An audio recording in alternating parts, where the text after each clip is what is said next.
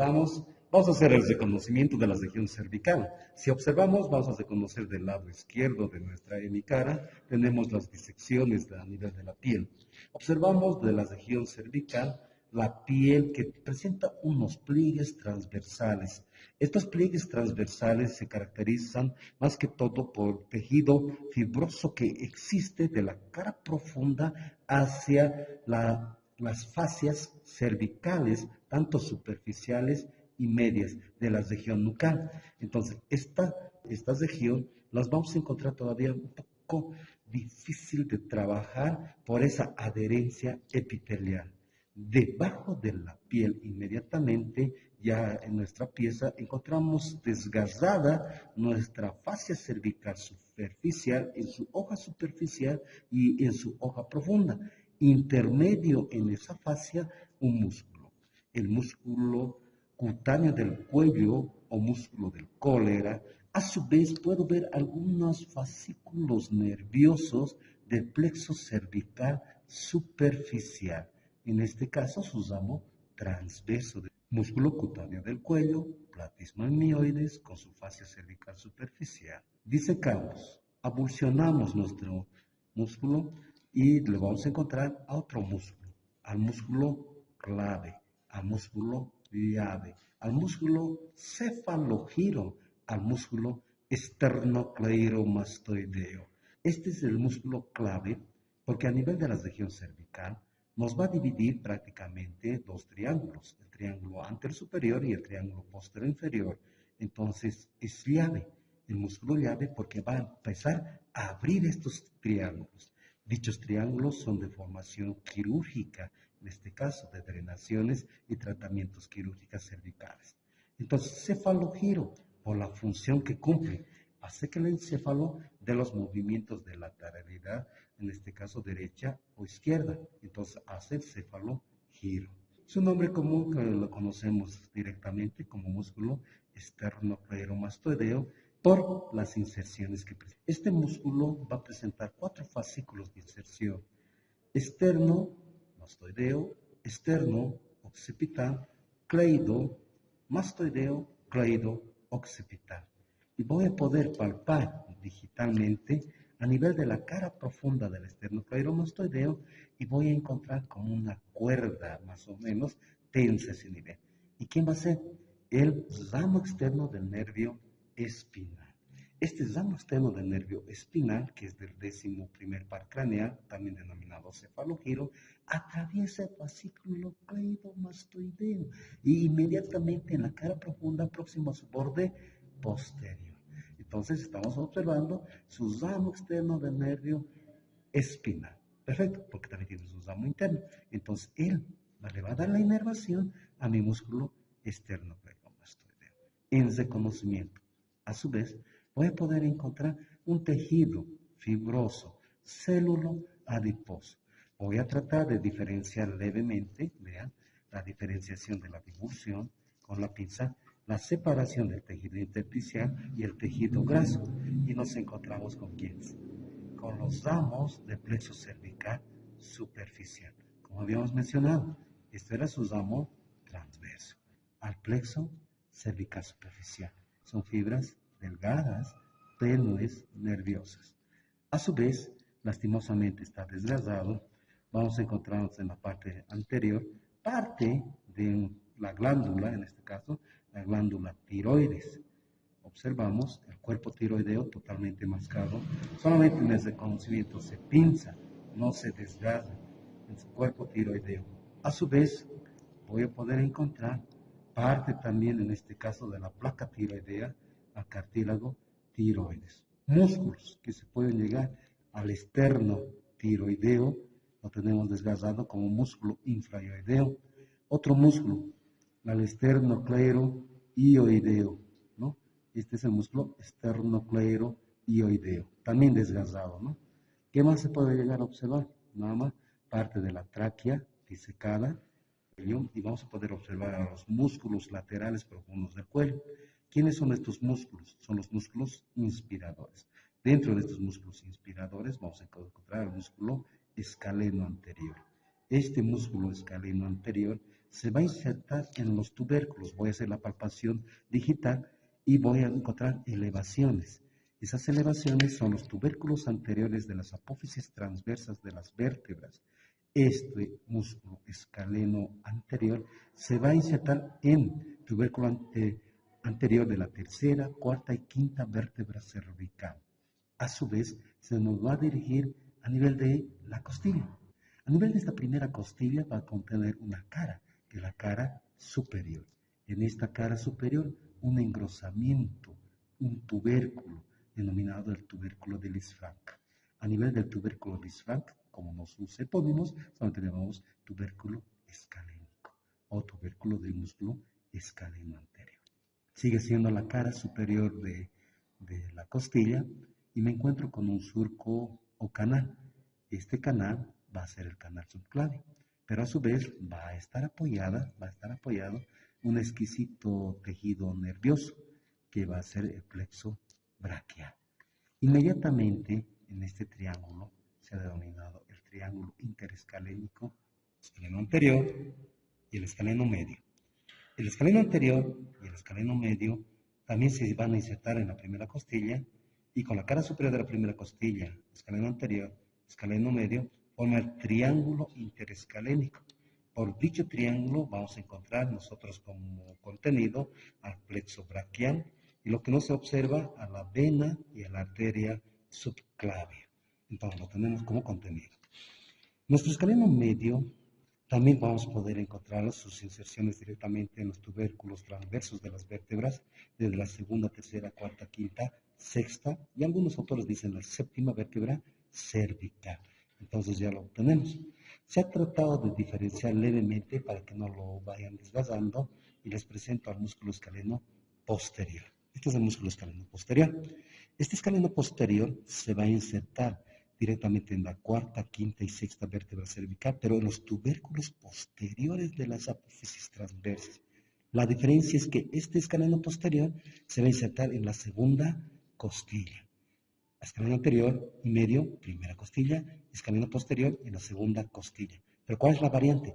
En el borde superior de la segunda costilla.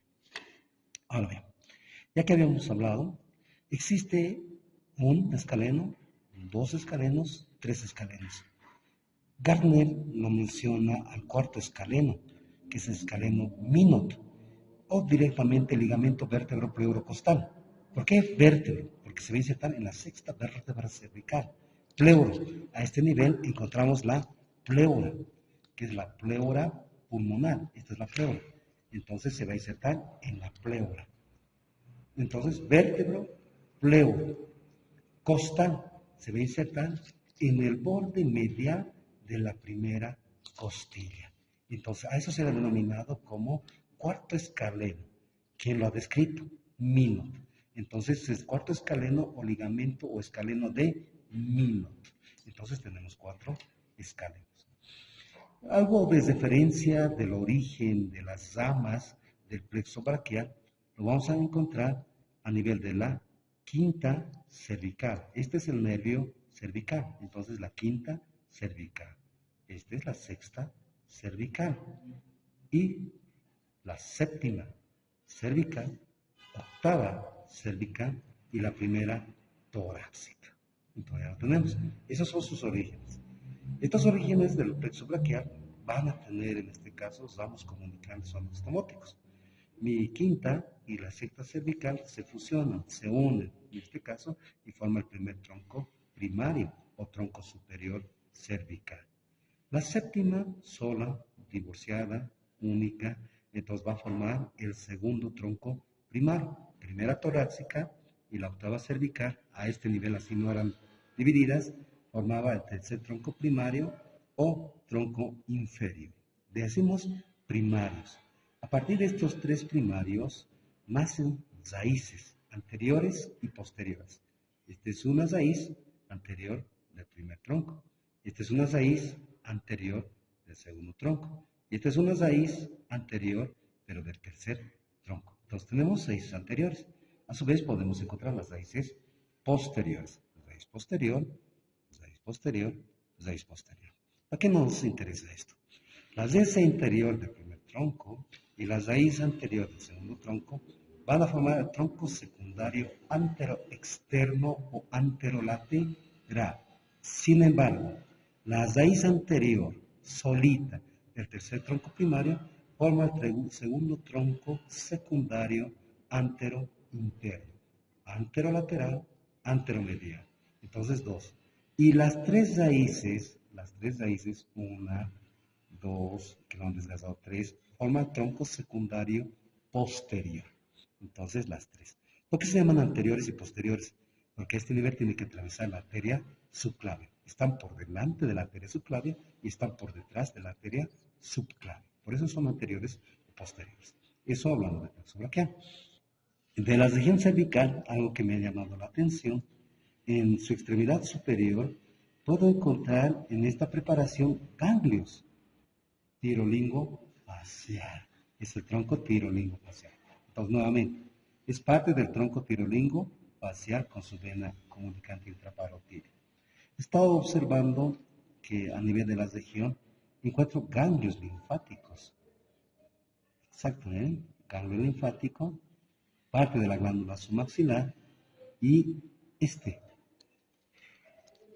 ganglio linfático prevascular y el ganglio linfático retrovascular. Estos ganglios linfáticos corresponden a la cadena pericervical. Este ganglio linfático retrovascular ha sido descrito, subángulo mandibular, ha sido descrita por Gardner. Entonces es el ganglio linfático de Gardner, ganglio padre de Gardner, el retrovascular. Y aquí es el prevascular de la cadena pericervical. ¿Por qué decimos retro, prevascular? Y aquí tenemos el intervascular. Retrovascular, intervascular y prevascular. ¿Por qué? Anteriormente voy a encontrar a mi arteria facial y aquí voy a encontrar a mi vena facial. Vascular en relación a la arteria y vena facial de la cadena pericervical. Me llamó eso la atención en esta preparación. Veamos el lado derecho. Está totalmente desgasada, incluso han enucleado parte de la región facial. Nuestros queridos estudiantes después se quejan porque quieren reconocer o no pueden reconocer. Y voy a presentarles a la arteria carótida primitiva, a la arteria carótida innominada. Vamos a encontrar al nervio vago, al décimo par craneal, al nervio cardio, neumo, gastro, laringo, faringo, hepato, cólico, entérico. Ya, por eso se llama vago o simplemente neumogástrico y este viene a formar el décimo par craneal, también desgastado. Y la cadena simpática. Dentro de la cadena perisimpática, que corresponde a la región profunda del cuello, encontramos al ganglio simpático cervical superior, al ganglio simpático cervical superior. Y esta trayectoria de tejido es la cadena simpática. Esto ya forma la cadena simpática. Y una aglomeración, ¿vean? Una aglomeración casi al final.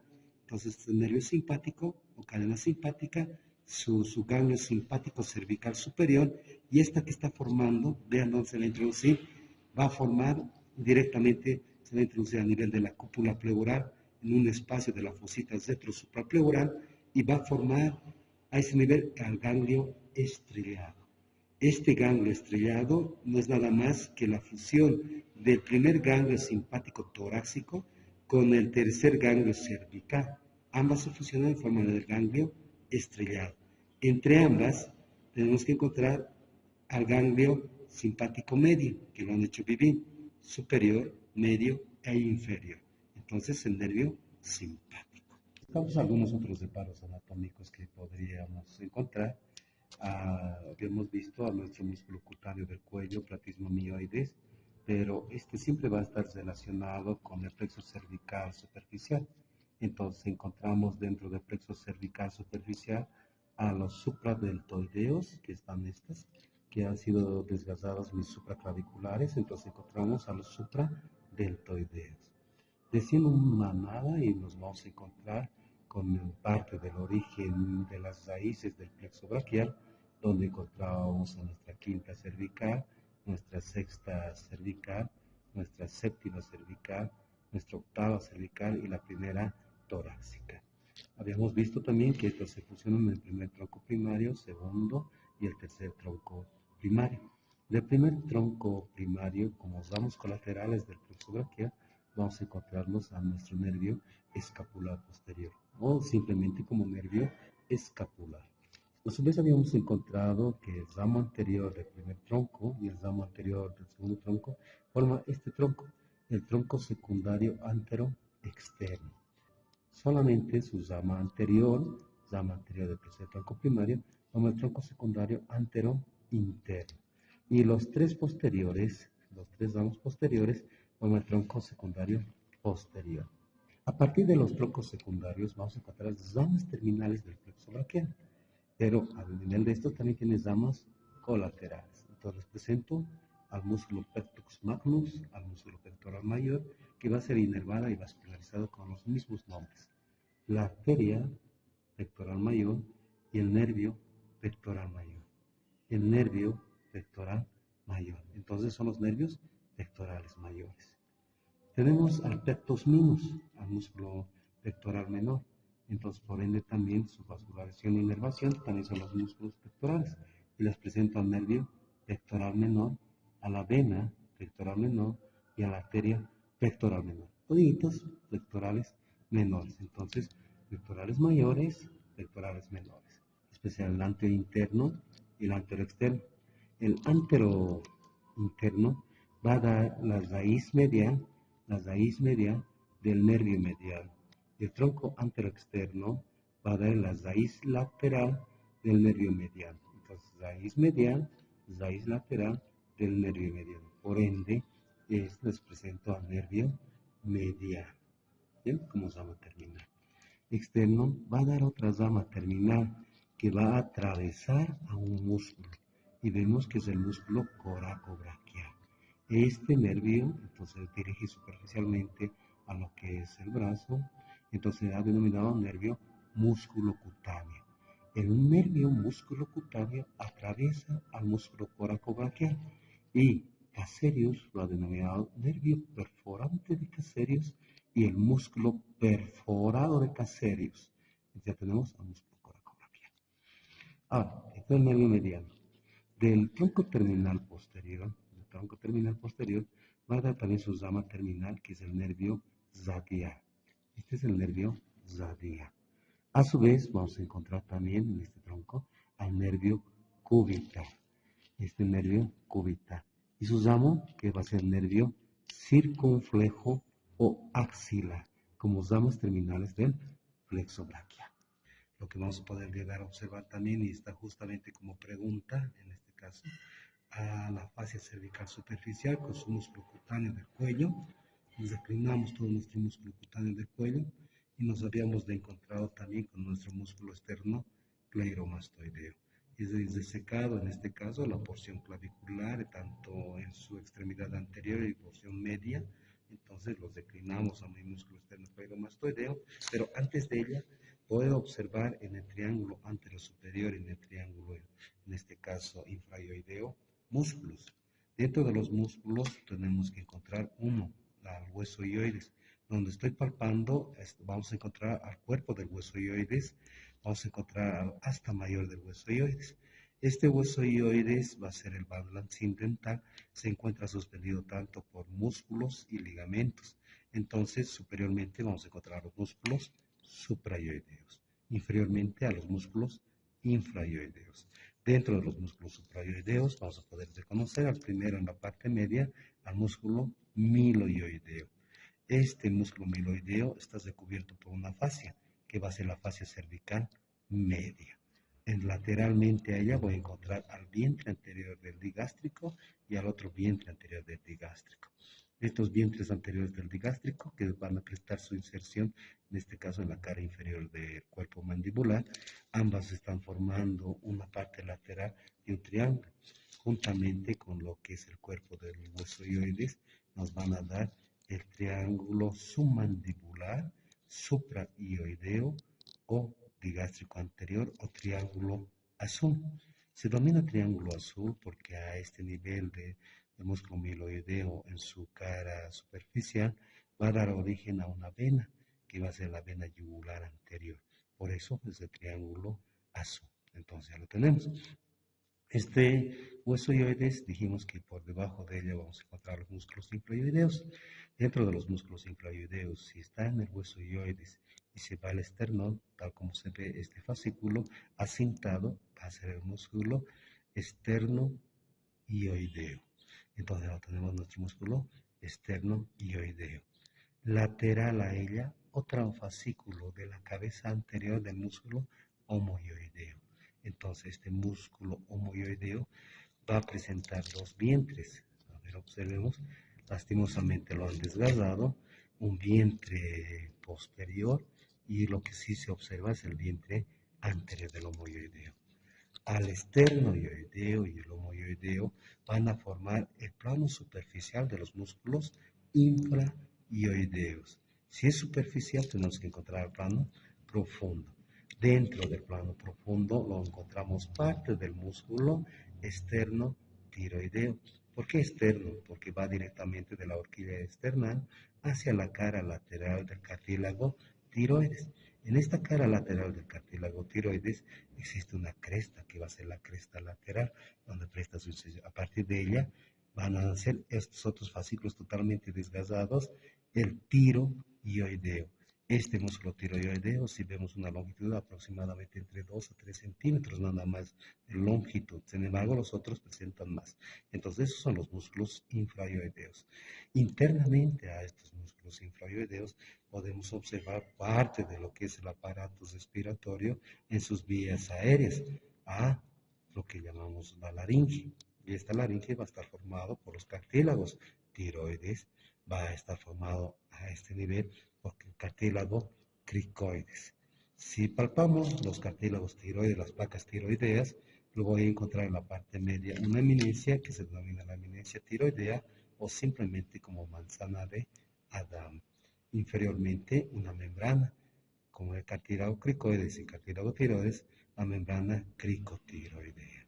Del cartílago tiroides al cuerpo del hueso ioides, otra membrana, observen, otra membrana, la membrana tiroidea. Como es tan laxa y larga, abundante esta membrana tiroidea, se subdivide en dos, en medial y lateral. Medial y lateral. Y en el lateral va a formar un ligamento, formado el ligamento tiroideo. En este ligamento tiroideo voy a encontrar el cartílago triticio en la parte media. Inmediatamente inferior y lateral a ella, desgastado. Esto no es músculo, ¿vean? Esto es el cuerpo tiroideo de la glándula tiroides, es el cuerpo tiroideo de la glándula tiroides. Ambas glándulas tiroideas de los cuerpos tiroideos vamos a encontrar al lóbulo derecho y al lóbulo izquierdo. Se van a fusionar y va a formar el istmo de la glándula tiroides. Dentro de este istmo de la glándula tiroides, una pequeña prolongación. Esta prolongación le vamos a dar la pirámide de la glándula tiroides o simplemente pirámide de Laloete. Ya tenemos la pirámide de Laloete. Me dirijo lateralmente en reconocimiento de los reparos anatómicos y me encuentro con algo oscuro, tenue, entonces les presento a la vena yugular interna. Observamos que esta vena yugular interna va a ir y encontrarse con otra vena, que ahora sí es la vena subclavia. La vena yugular interna y la vena subclavia forman un hermoso ángulo, que es el ángulo venoso de Pirogov. En este ángulo venoso de Pirogov o ángulo yugulo-subclavio va a desembocar a nivel del lado derecho la gran vena linfática. Y sin embargo, en el lado izquierdo, sin embargo, en el lado izquierdo va a desembocar el conducto torácico. Gran vena linfática, ángulo yugo-subclavio del lado derecho, conducto torácico a nivel del lado izquierdo. Y esta es la vena yugular interna. Estas venas van a formar un tronco, que es este tronco venoso, y le voy a denominar el tronco venoso brachiocefálico derecho y el tronco venoso brachiocefálico izquierdo. Entonces ya tengo tronco venoso brachiocefálico izquierdo, tronco venoso brachiocefálico derecho. La fusión, la unión de estos troncos brachiocefálicos nos van a dar origen a la vena cava superior. La longitud del tronco brachiocefálico del lado derecho nos va a medir unos 3 centímetros y sin embargo del lado izquierdo es más larga, más mayor longitud, donde va a ser una desembocadura, va a desembocar las venas tiroideas inferiores, desecho de las glándulas tiroides. Otro separo anatómico que puedo llegar a observar a este nivel es la arteria carótida primitiva o carótida innominada.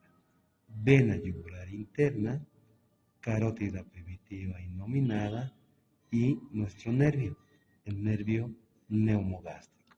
Sujetamos los separos anatómicos, las tres que hemos podido diferenciarlas, y forma el paquete vasculonervioso del cuello, donde vamos a adherir al ángulo anterior un ramo descendente del nervio hipogloso.